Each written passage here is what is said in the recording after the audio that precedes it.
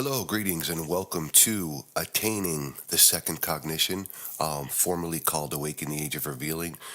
Endall and I were discussing, and we both decided that since these videos have taken that kind of direction into understanding this higher level of cognition, that we'd change the name. I'd like to begin by thanking all of my subscribers. We truly appreciate you taking the time to pursue this information.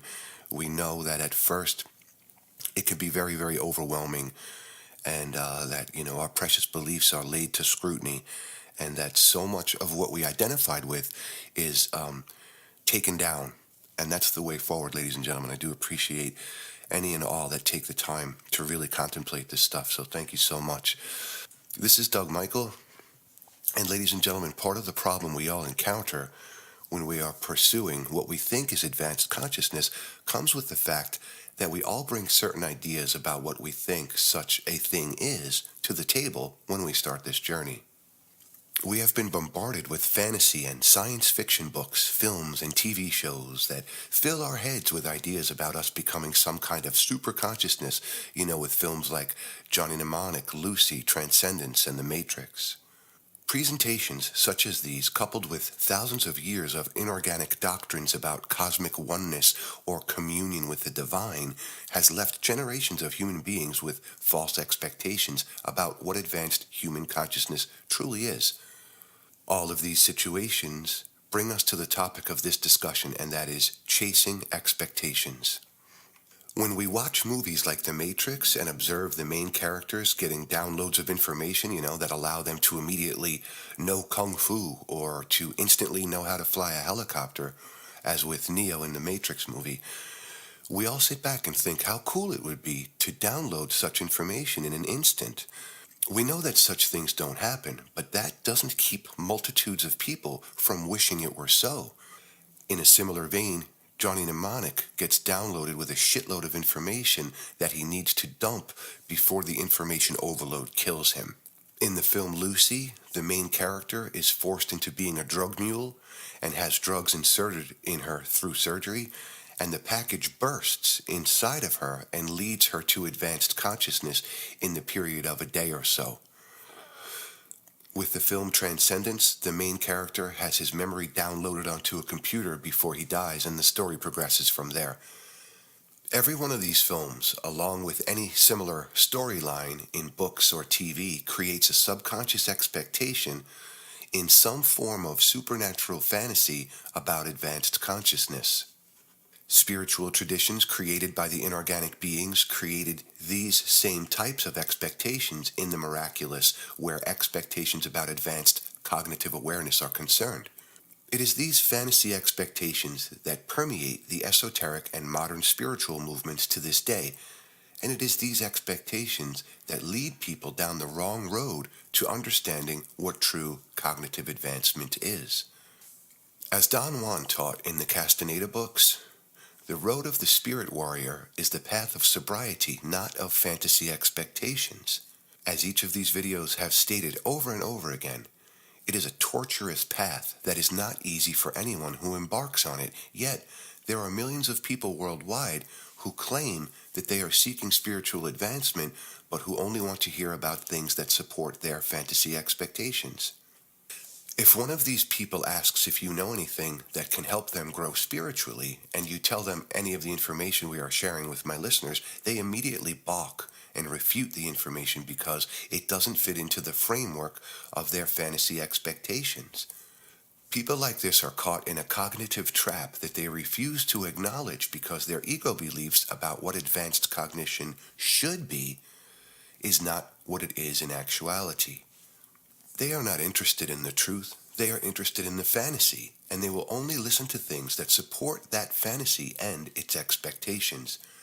Here again, we are confronted with an ego state of confirmation bias.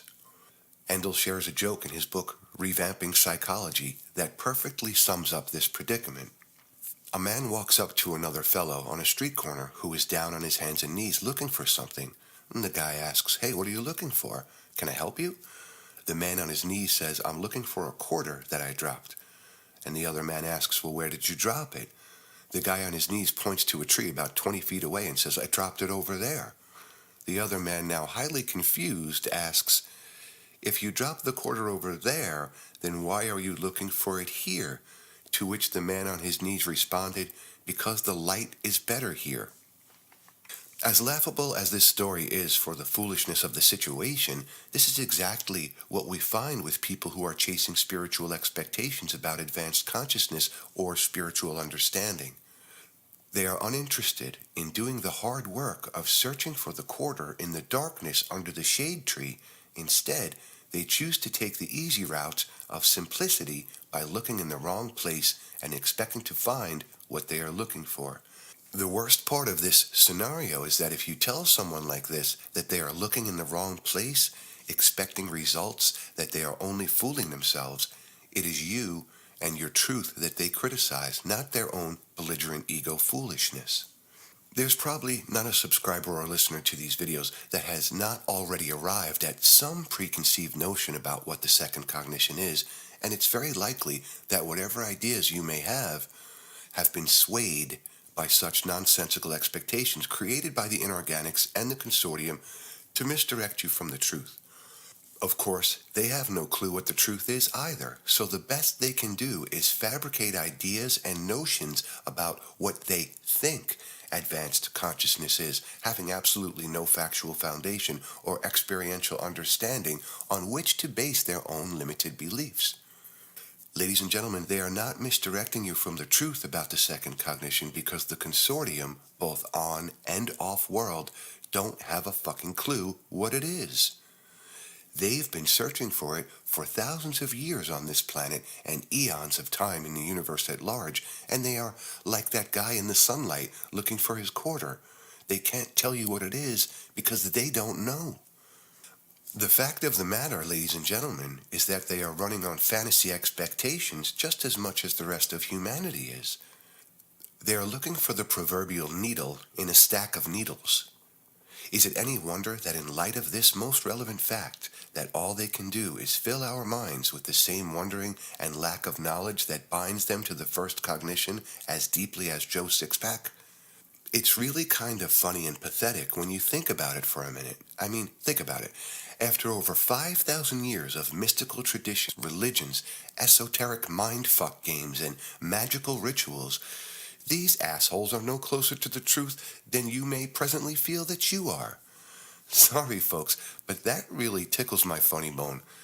In light of this fact, who's going to progress into the second cognition faster, you or them?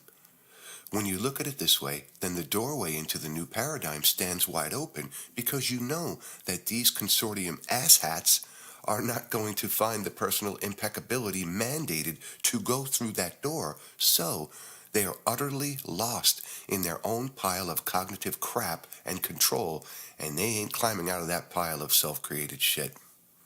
I guess we should try to clarify this second cognition state of awareness as much as possible to help remove all of these faulty expectations that you may be carrying. I can tell you from personal experience that every idea I had about spirit is not what it turned out to be.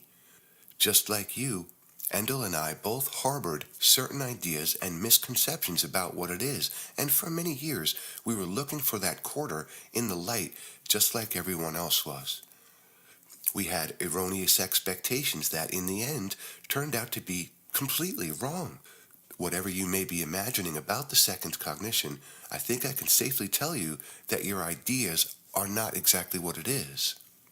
I had to undergo a willing process of demystification of every idea my first cognition mind held about what advanced consciousness looked like. I had to really peel away my own blinders to see how the idea had been so completely tainted with mystical notions and pure fantasy expectations.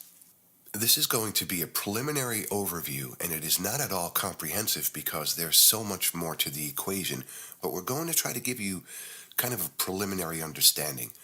All of the video presentations to date have emphasized identifying the ego program at action in your own mind, how it controls your actions and emotional reactions, and the many guises it appears under. These have been pointed out to illustrate the things that you not only have to notice, but that you also have to overcome by refusing to let your ego control you the way it does.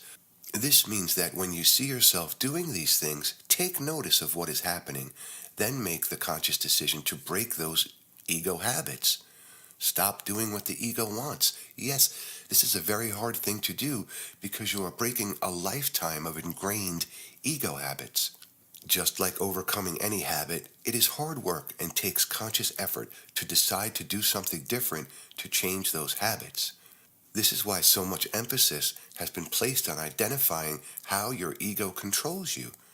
When you can see it in action in yourselves, then you make the conscious choice to change yourself by changing your habits.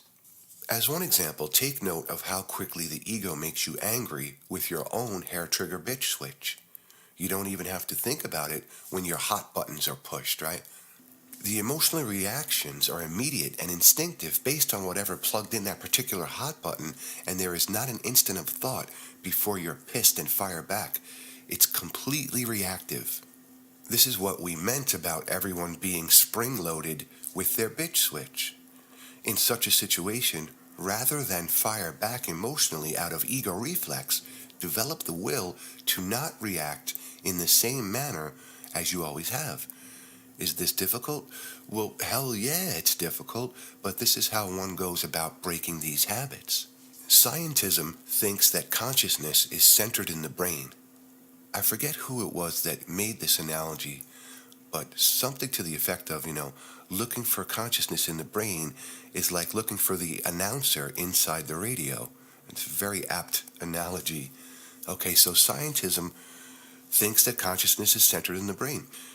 Dr. Bruce Lipton, a cellular biologist, has figured out through years of scientific research that our cells are each and all individuated forms of intelligence. The Institute for Heart Math's research has figured out that the heart is like a secondary brain. With 50 trillion cells in your body, how much intelligence do you think you might really have access to once you remove this reactive ego program from your consciousness?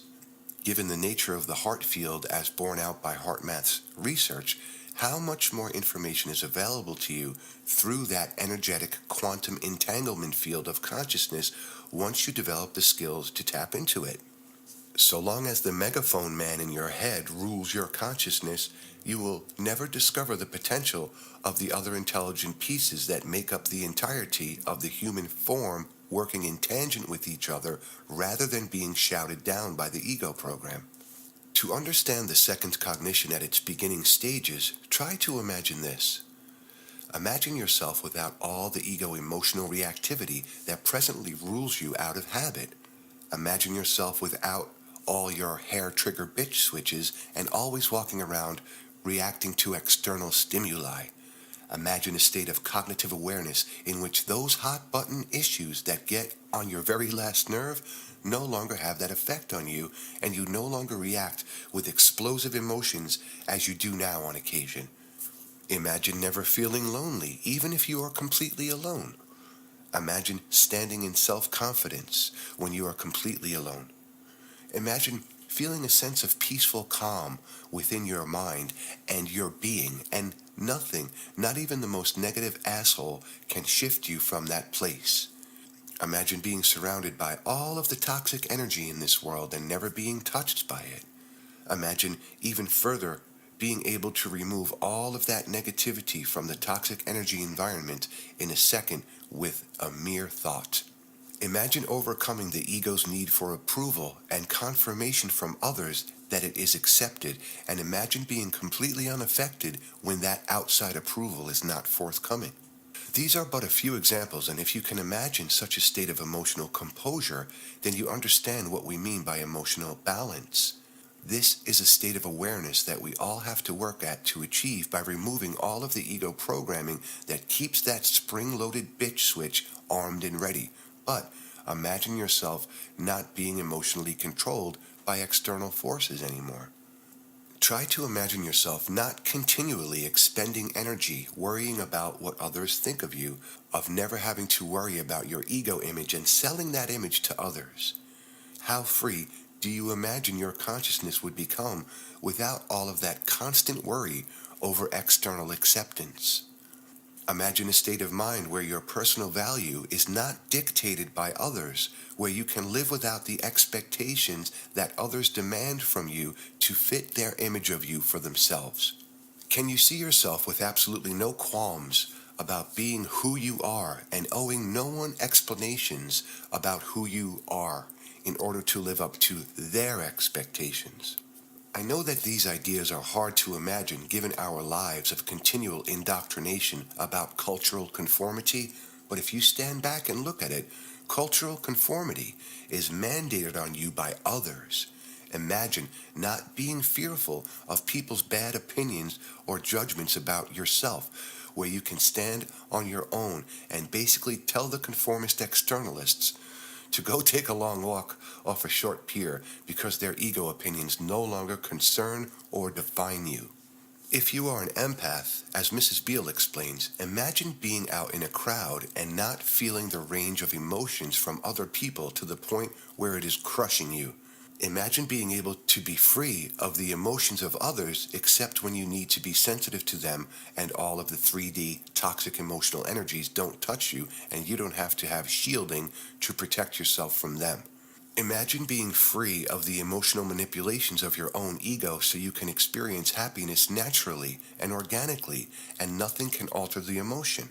Imagine not being happy and not feeling like something is wrong because you aren't happy, because you now have the understanding that not being happy doesn't mean that you're necessarily sad or unhappy.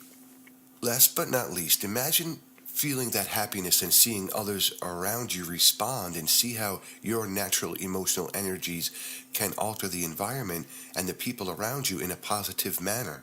We are asking you to imagine this, but this, ladies and gentlemen, is what the second cognition brings to you. We are experiencing it. From my own personal experience, an observational dimension is added, and you can really see the world of the first cognition for what it is, a cacophony of bullshit. When you reach that point of observation, you can see clearly the ways in which the ego manifests itself in the world around you, but most importantly, within yourself. If we remain ever vigilant with this observational perspective, we can eventually overthrow the falsely enthroned tyrant king within our consciousness. This is all of what the second cognition brings you when you get there. Only the ego gets its feelings hurt or is fearful of the opinions of others. Can you imagine a vision of you without all that neurotic ego worry to please others? Endall used the analogy of the first cognition as trying to put 100 pounds of sugar in a 1-pound container in his book Willful Evolution. Try to picture yourself as a 1 pound of sugar as only the start of filling a 100-pound container, although cognitive advancement is substantially greater. Reverse the image and see yourself as not always trying to squeeze what you are told into that little box, but instead choose to advance beyond that tiny 1-pound container called ego and its worthless picture of reality. Instead of constantly contracting yourself into that little ego box, imagine instead that you are expanding yourself as you advance and grow. For those who have been doing the research and who have watched my videos, they are discovering that their perception of the world is broadening whenever they can accept the information provided and loosen the bindings of the limited perceptual world of the ego. I invite you to imagine a situation of continual expansiveness in your knowledge as well as your abilities. This is what stepping through the door to the second cognition brings you. It is not mystical or supernatural, but it is most definitely expansive. That's why it's called expanded consciousness.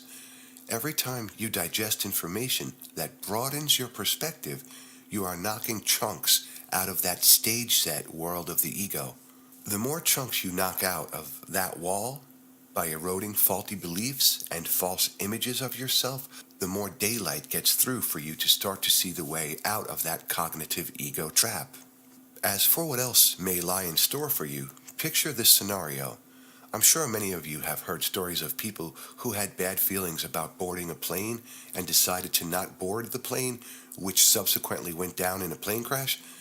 Despite having paid for their tickets, these people paid attention to their intuitive instincts and stayed on the ground regardless of the loss of money or inconvenience or whatever, and therefore stayed alive where others died in the crash. This is called intuition, ladies and gentlemen. Now imagine being able to access your own intuitive capabilities more and more as you grow, learning to properly interpret that intuition in order to understand the information through intuitive means and insight as much as thinking, and learning to trust these instinctual forms of information gathering. As we move into and shape the new paradigm, we are all going to be expected to work as much from intuition as from thinking. The Becoming book highlights this point. The desire to organize around a leader rather than around a concept or principle is strongly embedded within the earthly human psyche. The need to have concepts and principle analyzed by breaking them down into minute details diverts the energy of them and allows for divergent trips into dead-end ventures. The wasted effort these adventures involve can be limited and often avoided altogether by intuiting the proper direction a focus can follow to reach the intended goal. The process of literally feeling out the direction that is appropriate through imagery also allows for each to ascertain the appropriate group each feels offers greater growth opportunities. Within the practice of freedom of choice, much progress is available to the individual, and this flows outward into the group and to the totality of the whole.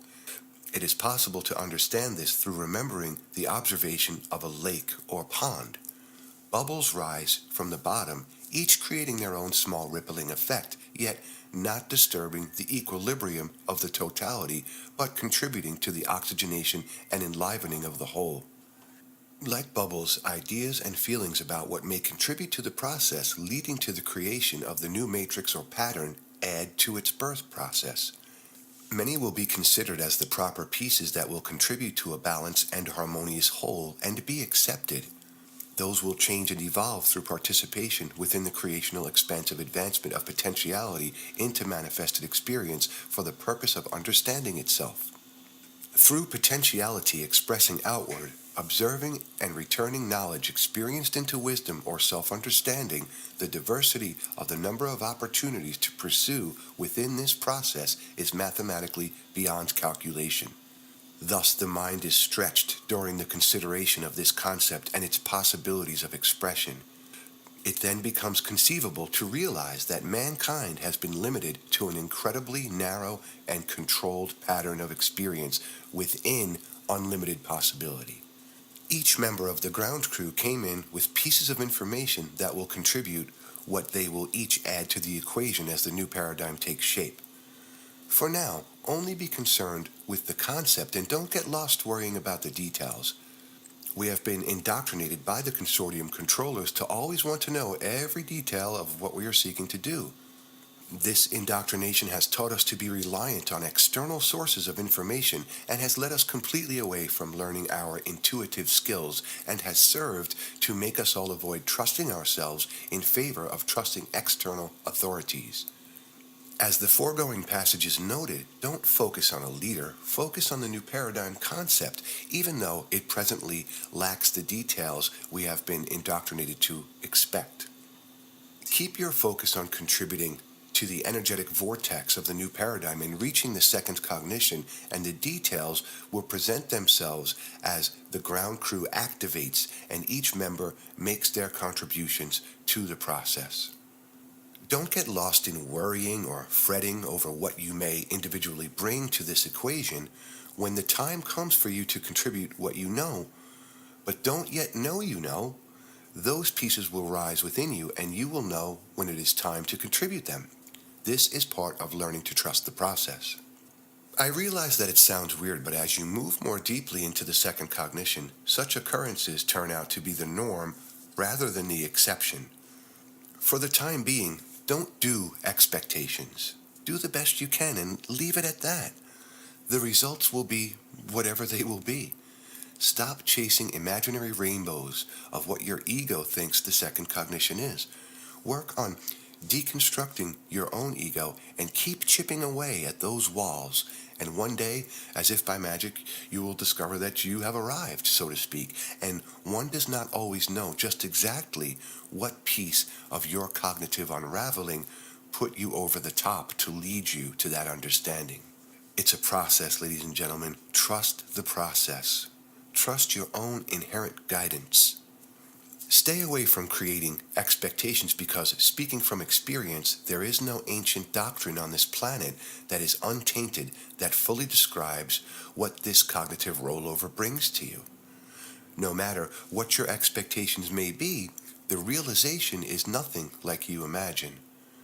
When you remove all of the limitations placed on your consciousness by the consortium and your own ego, all that's left is unlimited cognitive potential.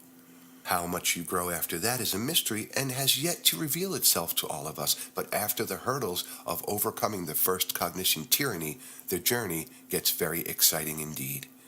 Ladies and gentlemen, I extend my deepest thanks and my heartfelt gratitude to any and to all who take the time to open their minds, search for truth, and push forward in their cognitive advancement.